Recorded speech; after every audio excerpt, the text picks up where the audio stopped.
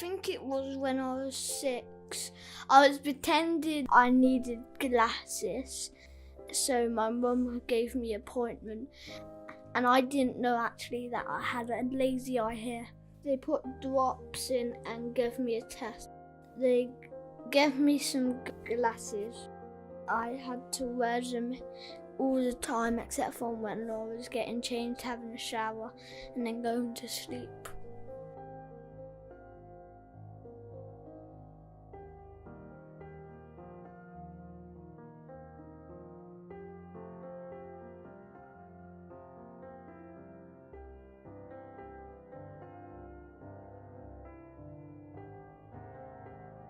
I was 12 years of age when the school doctor and dad came round to the school to do all the health checks, and they came to the eye test. And when they came to me, I could only get A and B. That was it.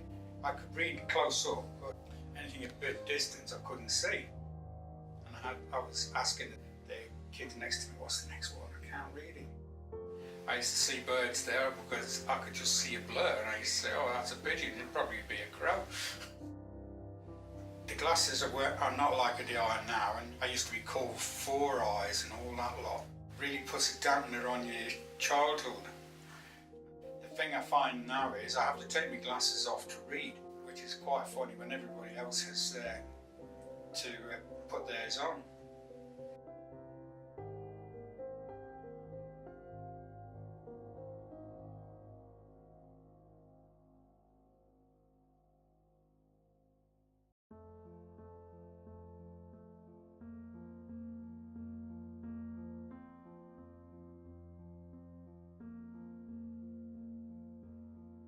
My father's family have always suffered from bad eyesight, and when I was about 8 or 9, I started to have trouble seeing things. I could see distances very well, but I couldn't see close. So I went to the infirmary to see an eye specialist, and he said that I was in fact long-sighted and I had an astigmatism, which means that your two eyes don't focus together.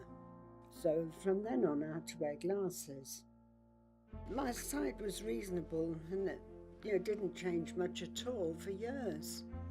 And then when I was over 50, it started to change, and I was having to go, every 2 years, 1 year.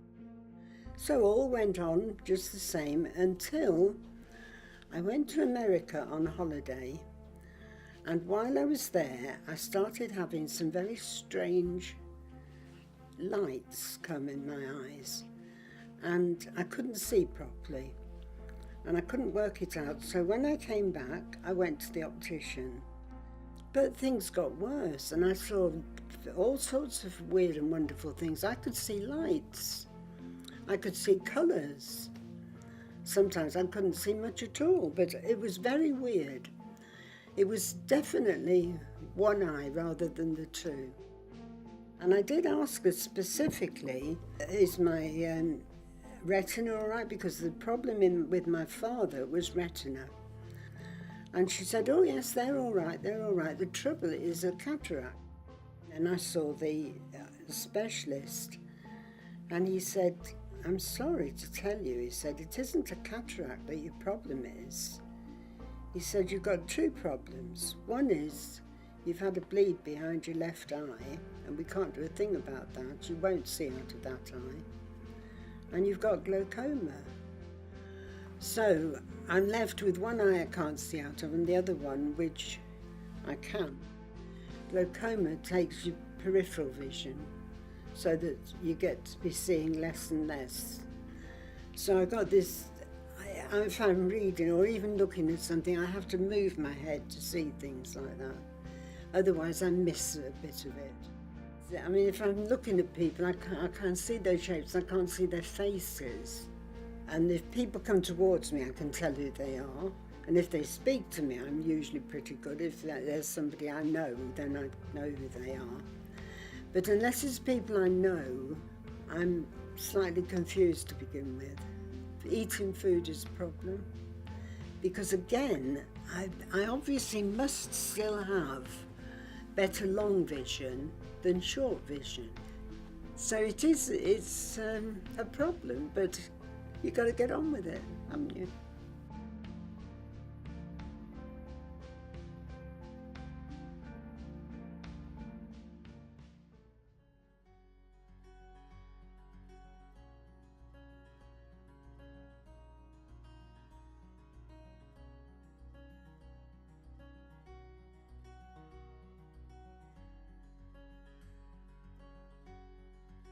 First time I needed glasses was when I started to work on a computer a lot with my job. And it was only a small prescription, just enough to rest your eyes a bit while you're looking at the screen all the time. And how old would I have been? I must have been in my 30s by then. But never any problems before then. And I got fed up of not having a full vision, because when you look to your side, particularly when you're driving, when you're wearing glasses, there's a gap. So there's either the line where your glasses are that blocks your vision, or just the fact that the field of vision on the lens is not very good. So you always feel like you don't get your full view. So I just thought, oh, I'm just going to go for this operation. They cut it, take your lens out, and then put this back in. But it's not as clear in some ways as it was. So it feels like I want to put glasses back on. But in general, mostly it's good.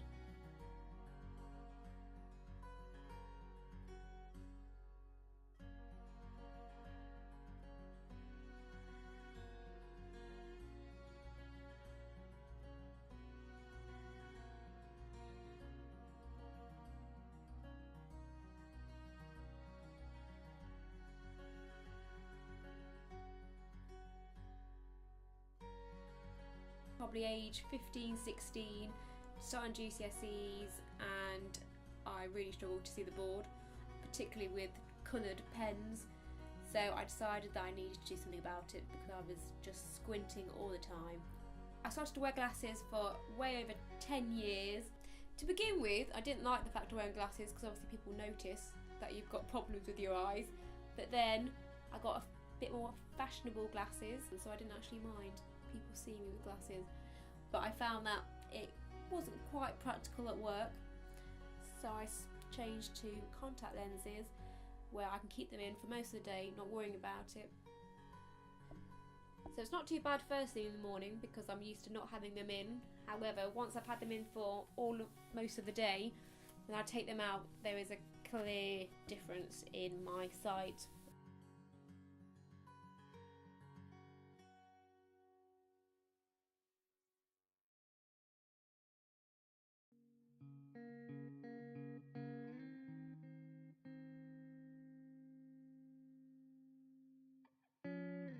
I was born in 1953. The date my mum had was February the 8th and I was born on November the 16th. And they were trying out these oxygen tent incubator type things. And they put me in one and gave me too much oxygen. Because I had too much oxygen, that damaged the optic nerve, which meant that I couldn't see. There are certain things that are difficult, like watching Mr. Bean, because there are no words. Kind of the parameters by which you judge things are different. So, for example, I dream in audio, because obviously I can't dream in vision because I haven't got any. There's no point trying to describe what a flower looks like, because I could only judge by what I can feel. If I can feel it, hear it or smell it, I can work out what it is. So I went away to school, rolling country estate with lots of grounds. It's a disaster for a blind school because I'd spend so much time wandering around the grounds, and then they'd say to you, "You're late." I said, "Yeah, well, I got lost." It's not a question of learning to be punctual. It's a question of learning your way around, and I never quite mastered that. I did some mobility training. They gave me a white stick. I used to walk around with that. But then they'd say, "Right, I want you to go on a bus into Blaby, say, and I'll meet you there." So I get on the bus. Theoretically, I go into Blaby, except that sometimes the driver wouldn't know what he was doing and he put me off at the wrong stop. So then I had no idea where I was. So eventually I'd be rescued by the mobility teachers. Well, you put me off at the wrong start, what can I do? But that was quite scary, that. As long as I weren't crossing any roads, I wasn't too bad.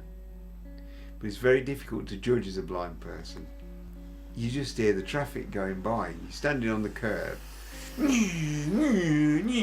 All these cars are going by. Sometimes you have to take your life in your hands and just go, otherwise you'd never get across. I found it hard when I was a teenager, you know, when I was like 16, 17, 18, and people were going out with girls and stuff.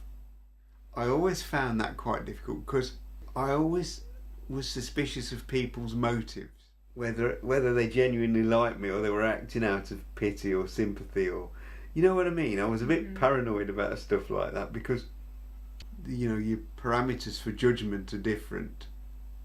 They have to be, because you haven't got the same either advantages or disadvantages. You could look at it either way.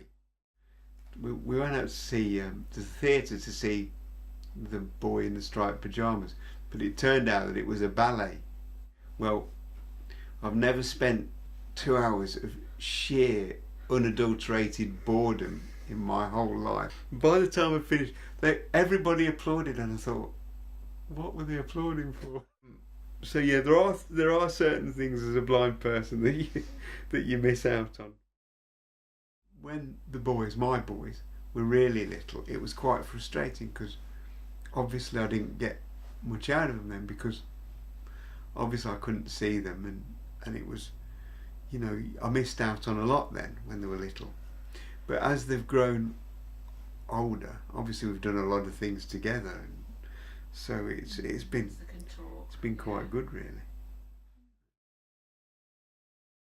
The only positive I can say about somebody who's had sight and then lost it is that when somebody talks about something like flowers or trees or paintings, or at least they've known what that was like. You know, they've seen a painting or they've looked at flowers. Whereas I suppose if you've never been able to see, then those things mean literally nothing, because you can't. There's nothing to give you any lead on, you know. But you know, life ain't bad, really, to be honest.